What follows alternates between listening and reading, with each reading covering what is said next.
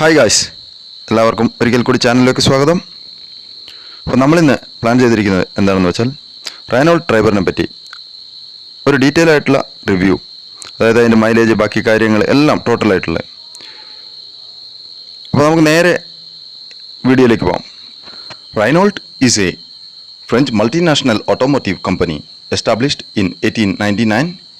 The company produces cars, trucks, buses, even aircraft engine. In India, they have three types of cars: Duster, Triber, and Kwid.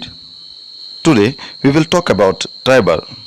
അപ്പോൾ ട്രൈബറിനെ നമ്മൾ സമീപിക്കുമ്പോൾ ഒരു 5 ലക്ഷം രൂപ വിലയുള്ള basic മോഡലിന് 5 ലക്ഷം രൂപ വിലയുള്ള ഒരു വാഹനം എന്ന രീതിയിൽ കണ്ടുകൊണ്ട് ഇതിനെ കണക്ക് കൂട്ടരുത്. കാരണം ആ ഒരു ലെവലിലുള്ള നിർമ്മാണം ഒന്നുമല്ല ഇത്. ഒരു ഫ്രഞ്ച് കമ്പനിയായ റെനോൾട്ട് അവരുടെ ഏറ്റവും പെർഫെക്ഷൻ ആയിട്ടുള്ള ഒരു മോഡലായിട്ടാണ് ഇതിനെ ഇറക്കുന്നത്. അതെങ്ങനെയാണെന്ന് വെച്ച് കഴിഞ്ഞാൽ അതിൻ്റെ ലുക്ക് നമുക്കറിയാം. ലുക്ക് അമേസിങ് ആണ്, ഇത് പറയാതിരിക്കാൻ പറ്റില്ല. പിന്നെ ഫ്രണ്ട് ഗ്രില്ല് സ്റ്റീലും ബ്ലാക്കും മിക്സ് ആയിട്ടുള്ള ഒരു ഗ്രില്ലാണുള്ളത്. പിന്നെ ഉള്ളത് താഴെയുള്ളത് ഒരു എയർ ഡാമുണ്ട്. പിന്നെ എഞ്ചിൻ കമ്പാർട്ട്മെൻറ്റ് വളരെ ചെറുതാണ്.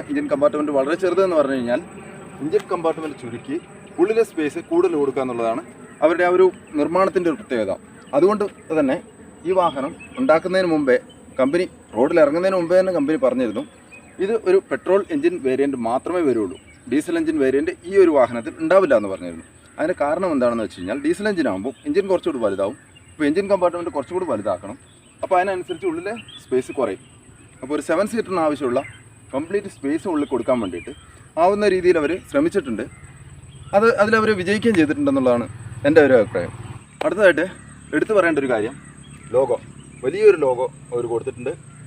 പിന്നെ ഹെഡ്ലൈറ്റ് ഞാൻ ഓൾറെഡി പറഞ്ഞു.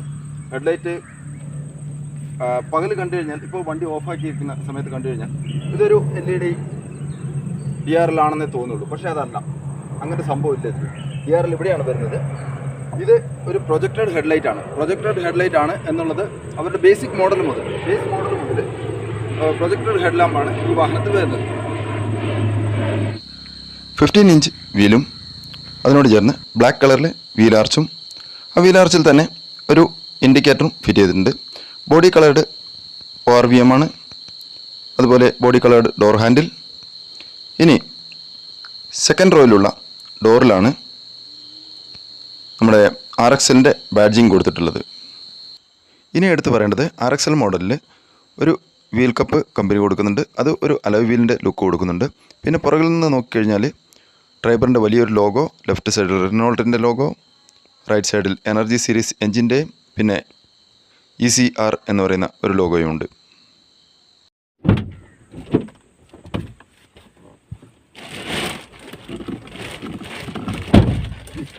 ഇനി പ്രധാനമായിട്ടും പറയേണ്ട ചില കാര്യങ്ങൾ എന്താണെന്ന് വെച്ചാൽ ഈ വാഹനത്തിൻ്റെ ഉള്ളിൽ ഇരിക്കാനുള്ള കംഫർട്ടബിൾ പറയാതിരിക്കാൻ പറ്റില്ല. വളരെ എടുത്തു പറയേണ്ട കാര്യങ്ങൾ എന്ന് പറഞ്ഞാൽ ഇതിലുള്ള സീറ്റിങ്ങിൻ്റെ ഒരു കംഫർട്ടബിൾ വളരെ ഒരു സ്റ്റാൻഡേർഡ് ആയിട്ടുള്ള ഒരു കാര്യം തന്നെയാണ്. പിന്നെ ഞാൻ 6 അടി ഹൈറ്റുള്ള ആളാണ്, 150 സെൻറ്റിമീറ്റർ ഹൈറ്റുള്ള ആളാണ്. അപ്പോൾ ഞാൻ ഇരുന്നതിന് ശേഷം ഹെഡ് റൂം ഇത്രയുണ്ട്. എനിക്ക് 4 ഇഞ്ച് ഇനിയും ബാക്കിയുണ്ട്, 4 ഇഞ്ചോളം ഹെഡ് റൂം ഉണ്ട്. അപ്പോൾ സീറ്റിംഗ് എന്തായാലും ഡ്രൈവിംഗ് വളരെ സുഖമാണ്. ഡ്രൈവിംഗിൻ്റെ കാര്യത്തിൽ ഒരു സംശയമില്ല, ഇരിക്കാൻ വളരെ സൗകര്യമാണ്. പിന്നെ ഈ സ്റ്റിയറിങ് ടിൽറ്റ് ചെയ്യാവുന്ന ടൈപ്പ് സ്റ്റിയറിംഗ് ആണ്. ഇവിടെ ഒരു നോബുണ്ട്, അത് പിടിച്ചിങ്ങനെ ഇതാ പൊക്കോ താക്കോ എങ്ങനെയാണ് വേണ്ടതെന്ന് വെച്ചാൽ നമ്മുടെ ഹൈറ്റിനനുസരിച്ച് നമുക്ക് ആവശ്യമുള്ള രീതിയിൽ നമുക്കിത് അഡ്ജസ്റ്റ് ചെയ്ത് വെക്കാവുന്നതാണ്. പിന്നെ ഈ വാഹനത്തിൻ്റെ എടുത്തു പറയേണ്ടത് എന്താണെന്ന് വെച്ച് കഴിഞ്ഞാൽ 2 എയർ ബാഗ് ഉണ്ട്. ഒന്ന് സ്റ്റിയറിങ്ങിൽ, ഒന്ന് ഇവിടെ ഉണ്ട്. 2 എയർ ബാഗ് ഉണ്ട്. ഇൻറ്റീരിയലിനെ പറ്റി പറഞ്ഞാൽ ഡ്യുവൽ ടോൺ ആണ് ഇതിൻ്റെ ഡാഷ്ബോർഡും. ബാക്കി ഇൻറ്റീരിയൽ കംപ്ലീറ്റ് ഡ്യുവൽ ടോൺ ആണ്. പിന്നെ ഈ വാഹനത്തിന് ഇത് RXL മോഡൽ ആയതുകൊണ്ട് തന്നെ ഇതിനകത്ത് 2 ഫ്രണ്ട് പവർ വിൻഡോ മാത്രമേ ഉള്ളൂ. റിയറിൽ പവർ വിൻഡോ ഇല്ല. മാനുവൽ തന്നെയാണ് ഓപ്പറേറ്റ് ചെയ്യേണ്ടത്. ഡോറിലുള്ളത് 1 ലിറ്റർ വാട്ടർ ബോട്ടിൽ വെക്കാനുള്ള ഒരു സൗകര്യമുണ്ട്. പിന്നെ ചെറിയൊരു പോക്കറ്റ് ഉണ്ട്. പിന്നെ 2 സ്പീക്കർ കമ്പനിയിൽ നിന്ന് വരുമ്പോൾ 2 സ്പീക്കർ ഉണ്ട്. ഫ്രണ്ട് മാത്രമേ സ്പീക്കറുള്ളൂ ഇതിന്. റിയർ സ്പീക്കർ ഫിറ്റ് ചെയ്യാനുള്ള സ്ഥലമുണ്ട്, പക്ഷേ റിയർ സ്പീക്കർ വേണമെങ്കിൽ നമ്മൾ അഡീഷണൽ ആയിട്ട് ഫിറ്റ് ചെയ്യേണ്ടതാണ്. ഇത് കമ്പനി ഫിറ്റഡ് ഓഡിയോ സിസ്റ്റമാണ്. അതിന് താഴെ കുറച്ച് ഡമ്മി സ്വിച്ചുകളുണ്ട്. പിന്നെ അതിന് വർക്കാകുന്ന സ്വിച്ച് 2 എണ്ണമേ ഉള്ളൂ. ഒന്ന് ഹസാർഡ് വാർണിംഗ്, പിന്നെ ഒന്നുള്ളത് സെൻട്രൽ ലോക്ക്. ഈ 2 സ്വിച്ച് മാത്രമേ വർക്കാകുന്നുള്ളൂ, ബാക്കിയെല്ലാം ഡമ്മിയാണ്. ഇത് 3ഉം ഡമ്മിയാണ്. പിന്നെ അതിന് താഴെ ഉള്ളത് AC കൺട്രോൾ ഇതിലാണുള്ളത്. അപ്പോൾ ഇത് ഒരു പഴയ മോഡൽ ടൈപ്പ് എന്ന് നമുക്ക് വേണമെങ്കിൽ പറയാം. ഒരു റൗണ്ട് ടൈപ്പാണ്.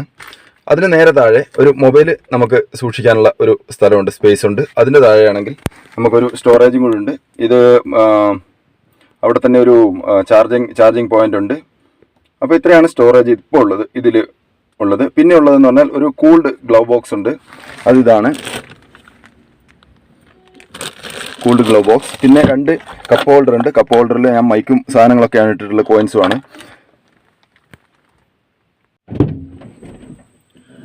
അടുത്തത് നമുക്ക് മിഡിൽ സീറ്റിനെ പറ്റി നോക്കാം. മിഡിൽ സീറ്റിൽ എത്ര സ്ഥലം ഉണ്ടെന്നുള്ളത് ഞാൻ പറഞ്ഞു. ഞാൻ ആൾറെഡി ഹൈറ്റ് ഉണ്ട് എന്നുള്ള കാര്യം. ഇഷ്ടംപോലെ സ്ഥലമുണ്ട് മുകളിൽ. അതുപോലെ ഇതാ ഇരുന്നതിന് ശേഷം എത്ര സ്ഥലം ഉണ്ടെന്നുള്ളത് നിങ്ങൾക്ക് കാണാം. സുഖമായിട്ട് ഞാൻ ഇരുന്നിരിക്കുകയാണ്. അതിന് ശേഷമുള്ള സ്ഥലമാണ്, ഇഷ്ടംപോലെ സ്ഥലമുണ്ട്. അപ്പോൾ ഇരിക്കാനുള്ളൊരു കംഫർട്ടബിളും സ്ഥലമൊക്കെ നോക്കിക്കഴിഞ്ഞാൽ വളരെ അധികം സ്ഥലമുണ്ട് ഈ വാഹനത്തിൽ. ഇരിക്കാനുള്ള സൗകര്യങ്ങൾ വളരെയധികം ഉണ്ട്, അതിലൊരു സംശയമില്ല. അതുപോലെ ഈ വാഹനത്തിൻ്റെ മറ്റൊരു പ്രത്യേകത ഞാൻ പറയാം. സെക്കൻഡ് സീറ്റിലും ലാസ്റ്റ് റോയിലും ഇരിക്കുന്നവർക്ക് AC യുടെ സാധാരണ ഇങ്ങനെയുള്ള വാഹനങ്ങളിൽ നമുക്ക് AC കിട്ടാൻ വിഷമമാണ്. കാരണം ഫ്രണ്ടിൽ നിന്നുള്ള മാത്രമല്ലേ അതിൻ്റെ AC വരാനുള്ള വെൻ്റുള്ളൂ. അപ്പോൾ നമുക്ക് ഈ വാഹനത്തിൽ റിയറിലേക്ക് സെപ്പറേറ്റ് AC തന്നെ ഫിറ്റ് ആക്കിയിട്ടുണ്ട്. ഇവർ റിയറിലേക്ക് ഫിറ്റ് ആക്കിയിരിക്കുന്ന AC യുടെ നോബ് ഇവിടെ ഉണ്ട്. പിന്നെ അതിൻ്റെ കൺട്രോൾ ഒന്ന് വേണമെങ്കിൽ അവിടുന്ന് ഡ്രൈവറുടെ അടുത്തുനിന്നുണ്ട്. പിന്നെ ഇതാണ് AC വെൻ്റ്. ഡോറിൽ B പില്ലറിൽ ഫിറ്റ് ചെയ്തിട്ടുണ്ട്. ഇതാണ് നമ്മുടെ AC വെൻ്റ്. പിന്നെ 5 ഹാൻഡിലുണ്ട്. 1, 2, 3, 4, 5 ഹാൻഡിലുണ്ട്. ഡ്രൈവറിന് മാത്രമേ ഹാൻഡിൽ ഇല്ലാത്തുള്ളൂ. കാരണം ഡ്രൈവർ ഏതായാലും ഹാൻഡിൽ തൂങ്ങി നിൽക്കാനോ അല്ലെങ്കിൽ പിടിച്ചുകൊണ്ട് യാത്ര ചെയ്യാനോ പോകുന്നില്ല എന്നുള്ള കാര്യം കമ്പനിക്ക് അറിയാം. അതുകൊണ്ട് തന്നെ കമ്പനി ഡ്രൈവർക്ക് മാത്രം ഒരു ഹാൻഡിൽ ഫിറ്റ് ചെയ്തിട്ടില്ല. ഇനി നമുക്ക് റിയറിലെ സീറ്റിലേക്ക് എങ്ങനെ കടക്കാമെന്നുള്ളതിനെ പറ്റി നോക്കാം. വളരെ എളുപ്പമാണ്. വളരെ എളുപ്പം എന്ന് പറഞ്ഞാൽ വളരെ എളുപ്പമാണ്. ഇവിടെ ഒരു നോബുണ്ട്. ഈ നോബിനെ പിടിച്ചിട്ട് പതുക്കെ ഇങ്ങനെ തിരിച്ചു കൊടുത്തു കഴിഞ്ഞാൽ സീറ്റ് മറിഞ്ഞു കഴിഞ്ഞാൽ സുഖമായിട്ട് നമുക്ക് റിയർ സീറ്റിലേക്ക് ഇരിക്കാവുന്നതാണ്. എങ്ങനെയുണ്ടെന്നുള്ളത് ഞാൻ ഇരുന്ന് കാണിച്ചു തരാം. അതിൽ കയറി ഇരിക്കാനുള്ള സൗകര്യത്തിനെ പറ്റിയിട്ട്. ഇരുന്ന് കഴിഞ്ഞാൽ നമുക്ക് എത്രത്തോളം സ്ഥലമുണ്ട് എന്നുള്ളതിനെ പറ്റി നമുക്ക് നോക്കാം. ഞാനിപ്പോൾ ഉള്ളത് റിയർ സീറ്റിലാണ്, ഏറ്റവും പുറകിൽ. ഇതാ ഇവിടെ അതുപോലെ തന്നെ 4 ഇഞ്ചിൻ്റെ സ്ഥലമുണ്ട് എൻ്റെ മുമ്പിലത്തെ സീറ്റുമായിട്ട്. മുകളിൽ ഇഷ്ടംപോലെ സ്ഥലമുണ്ട്. ഒരു 2.5 ഇഞ്ച് 3 ഇഞ്ച് എനിക്ക് ഹെഡ് റൂം ഇവിടെ കിട്ടുന്നുണ്ട്. അത് ഞാൻ ഏറ്റവും പുറകിലിരുന്നിട്ടാണേ. എന്നിട്ട് 2.5 ഇഞ്ച് എനിക്ക് ഹെഡ് റൂം കിട്ടുന്നുണ്ട്. അപ്പോൾ ഇഷ്ടംപോലെ ഹെഡ് റൂം ഉള്ളൊരു വാഹനമാണ്. അതുപോലെ തന്നെ ഇവിടെ ഒരു AC വെൻ്റ്, ഏറ്റവും ലാസ്റ്റ് റോയിലുള്ളവർക്ക് വേണ്ടിയിട്ടുള്ള AC വെൻ്റ് ഇവിടെയാണുള്ളത്. ഞാനത് കാണിച്ചു തരാം. ഇതാണ് ആ AC വെൻ്റ്, ഏറ്റവും റിയർ സീറ്റിലുള്ളവർക്ക് വേണ്ടിയിട്ട്. ഇവിടെ ഒരു കട്ടിങ് ഉണ്ട്. ഈ ഒരു കട്ടിങ് ആ AC യുടെ പൈപ്പുകളും മറ്റും വരാനുള്ള ഒരു സൗകര്യമാണത്. ഇതിന് പുറത്തു നിന്ന് നോക്കി കഴിഞ്ഞാൽ, ഞാൻ പുറത്തു നിന്ന് കാണിച്ചു തരാം. ഈ ലാസ്റ്റ് റോയിലിരിക്കുന്ന ആളുകൾക്ക് കൃത്യമായി ഹെഡ് റൂം കിട്ടാൻ വേണ്ടിയിട്ട് ഇവരൊരു ഐഡിയ ചെയ്തിട്ടുണ്ട്. അതായത് നമ്മുടെ സ്കോർപ്പിയോയിലൊക്കെ നമ്മൾ കണ്ടിട്ടുള്ള രീതിയിൽ ആ ടോപ്പ് വന്നിട്ട് ഒരു ലെവലിൽ ഇങ്ങനെ വന്ന് പിന്നീട് കുറച്ചൊന്ന് അപ്പായി വീണ്ടും ബാക്കിലേക്ക് പോകണം. അപ്പോൾ ഏറ്റവും ലാസ്റ്റ് റോയിലുള്ള ആളുകൾക്ക് എന്തായാലും ഹെഡ് റൂം കിട്ടുന്നുള്ളൊരു കാര്യം അതിന് വേണ്ടിയിട്ട് ചെയ്തൊരു ഐഡിയ ആണ്. എന്തായാലും വളരെ നല്ലൊരു ബുദ്ധി നന്നായിട്ട് ഉപയോഗിച്ചുകൊണ്ട് തന്നെ നിർമ്മിച്ച ഒരു വാഹനമാണിത്. അതിലൊരു സംശയമില്ല. അപ്പോൾ നമ്മൾ ഹെഡ് റൂം എങ്ങനെ വന്നു എന്നുള്ളത് സ്കോർപ്പിയോയുടെ ഏകദേശം രീതിയിൽ ഉണ്ടാക്കിയതാണ് എന്ന് ഞാൻ പറഞ്ഞു. അതിതാണ് ഇവിടം വരെ വന്നതിന് ശേഷം അത് നേരെ വന്ന് മുകളിലേക്കൊരു ഹൈറ്റ് വന്നിരിക്കുന്നുണ്ട്.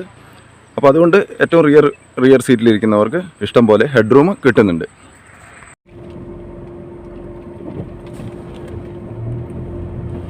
യാത്രയുടെ കംഫർട്ടബിളിനെ പറ്റി പറഞ്ഞാൽ വളരെ നല്ലൊരു എക്സ്പീരിയൻസ് ആണ് എനിക്ക് ഇതുവരെ ഈ വാഹനത്തിൽ കിട്ടിയത്. ഞാനിപ്പോൾ മാനുവലിലാണ് ഓടിക്കൊണ്ടിരിക്കുന്നത്.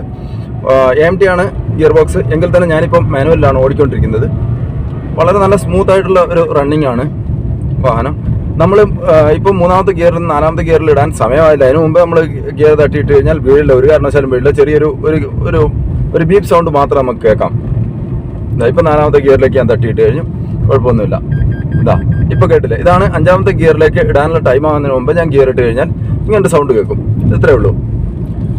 യാത്ര വളരെ സുഖമാണ്. യാത്ര വളരെ സുഖം എന്ന് പറഞ്ഞു കഴിഞ്ഞാൽ വളരെ വളരെ സുഖമുള്ളൊരു യാത്രയാണ്, അതിലൊരു സംശയവുമില്ല. പിന്നെ എൻ്റെ റൂട്ട് ലേശം മോശമാണ്, അതുകൊണ്ട് വാഹനം ഒരു വല്ലാതൊരു ഷെയ്ക്ക് ആകുന്നുണ്ട്, അല്ലാതെ മറ്റൊന്നുമില്ല. അതുകൊണ്ട് മാത്രമുള്ളൊരു വാഹനം ഒരു ഇളകുന്നുണ്ട്, നന്നായിട്ട് ഇളകുന്നുണ്ടെന്ന് പറഞ്ഞാൽ. പക്ഷേ ഇതിൻ്റെ സസ്പെൻഷൻ വളരെ ഒരു പ്രത്യേകതയുള്ള സസ്പെൻഷനാണ്. വളരെ നല്ലൊരു സസ്പെൻഷൻ എന്ന് പറഞ്ഞാൽ വളരെ നല്ല സസ്പെൻഷനാണ്. ഒരു തരം ചെറിയ തോതിലുള്ള കുഴികളൊന്നും എഫക്റ്റ് ആകില്ല. അത് തിരുന്നു കഴിഞ്ഞാൽ നമുക്ക് എഫക്റ്റ് ആകില്ല എന്നുള്ള കാര്യം 100% ഞാൻ പറയാം. നമുക്ക് എഫക്റ്റ് ആവുന്നില്ല എന്നുള്ളത് ആണ് പച്ചയായിട്ടുള്ളൊരു സത്യമാണത്. ഏകദേശം ഒരു 7 കിലോമീറ്റർ എനിക്ക് ഇതേപോലെ തന്നെയാണ് യാത്ര ചെയ്യേണ്ടത് ദിവസവും.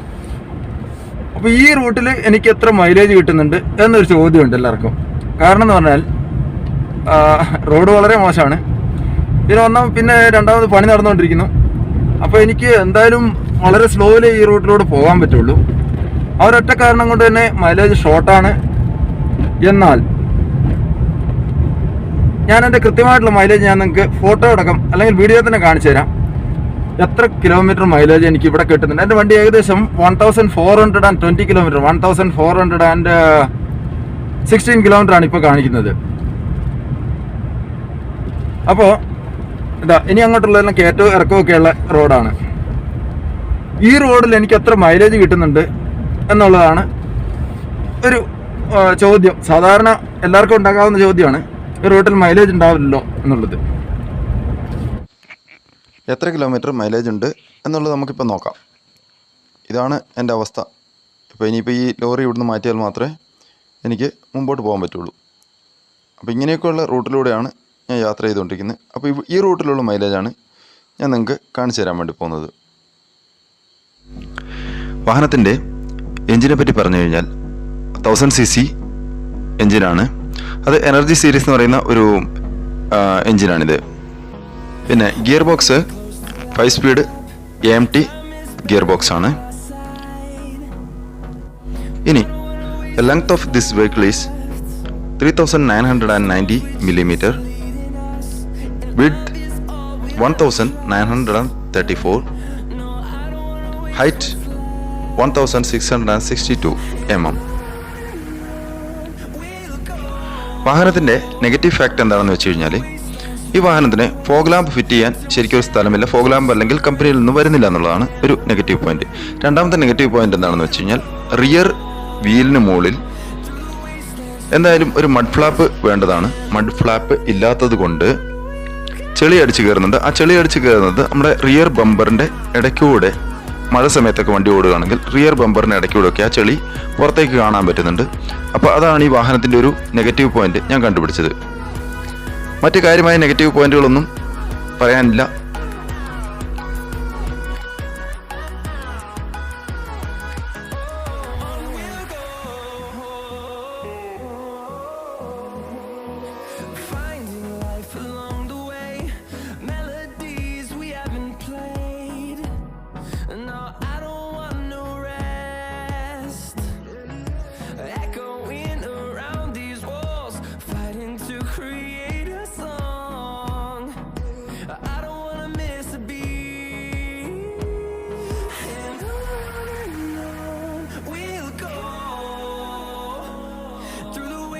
Through the highways till my shadow turns to sun rays, and on we'll go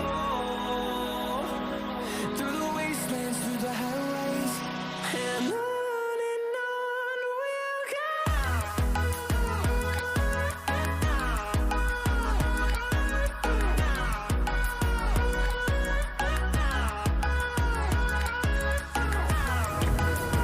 അപ്പോൾ ഇനി നമുക്ക് നമ്മുടെ വാഹനത്തിൻ്റെ മൈലേജിനെ പറ്റി ഒന്ന് നോക്കാം, എത്ര ഉണ്ട് എന്നുള്ളത്. ഇപ്പോൾ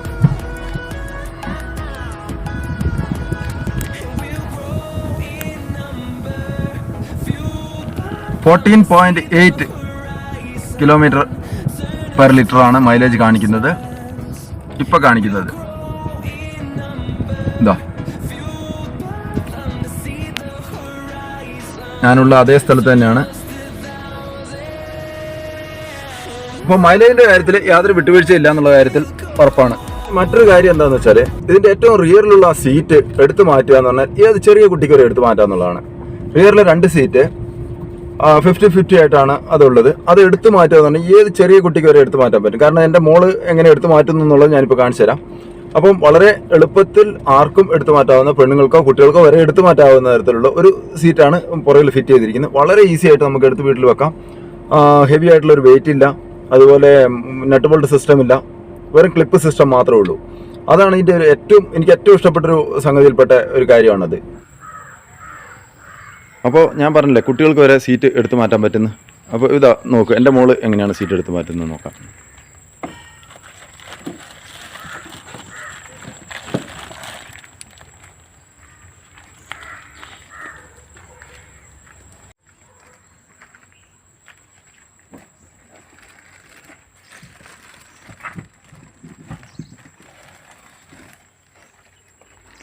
അപ്പോൾ ഇത്രയേ ഉള്ളൂ സംഭവം. ഇത്ര എളുപ്പത്തിൽ എടുത്തു മാറ്റാവുന്ന ഒരു സീറ്റാണ് ഈ വാഹനത്തിൽ റിയറിൽ ഇവർ ഫിറ്റ് ചെയ്തിട്ടുള്ളത്. അപ്പോൾ ചാനലിനെ സബ്സ്ക്രൈബ് ചെയ്യാൻ മറക്കരുത്. ആ സൈഡിലുള്ള ബെല്ലൈക്കൺ കൂടി അമർത്തിയേക്കണം. അപ്പോൾ thank you for watching. See you soon.